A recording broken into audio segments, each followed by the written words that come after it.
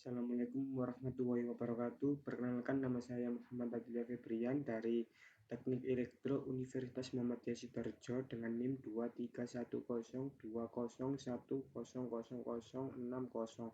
Di sini saya akan menjelaskan untuk poin nomor 1, yaitu pendapat saya tentang mengapa power elektronik itu penting untuk mendukung perkembangan sistem energi modern,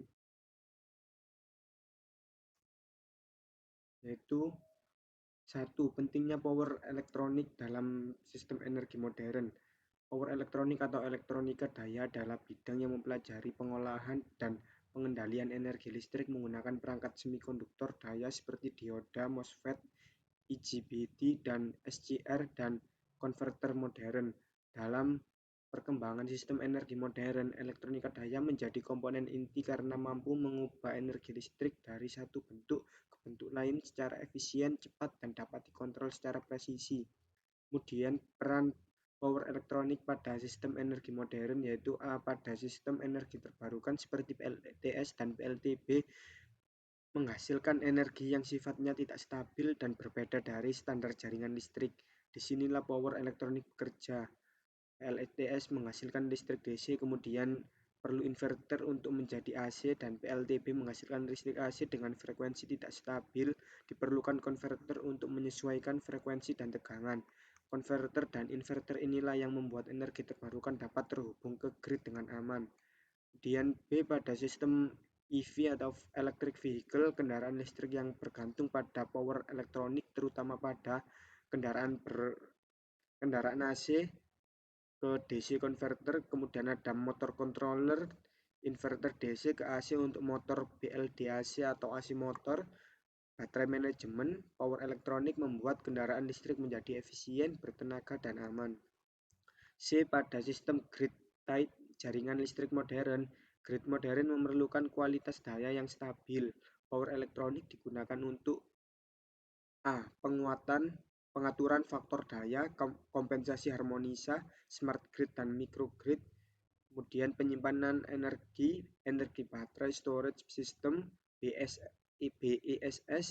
Dengan dukungan power elektronik, jaringan listrik dapat meminimalkan rugi daya dan mengatur aliran energi lebih cerdas. Dan 3, ada manfaat, efisiensi, dan kontrol dari power elektronik sendiri, yaitu yang pertama ada efisiensi tinggi. Konverter modern dapat mencapai efisiensi 95-99% sehingga energi terbuang sangat kecil. Ini penting pada PLTS, EV, dan sistem industri. Kemudian yang kedua ada kontrol yang presisi. Elektronika daya memungkinkan kontrol tegangan, arus, frekuensi, dan daya secara real time. Contohnya yaitu inverter mampu menghasilkan gelombang sinus halus dengan kualitas hampir sama seperti grid. Kemudian C, ada fleksibilitas sistem. Dengan elektronika daya, energi dari berbagai sumber solar, baterai, grid dapat diolah dan dikombinasikan sesuai kebutuhan.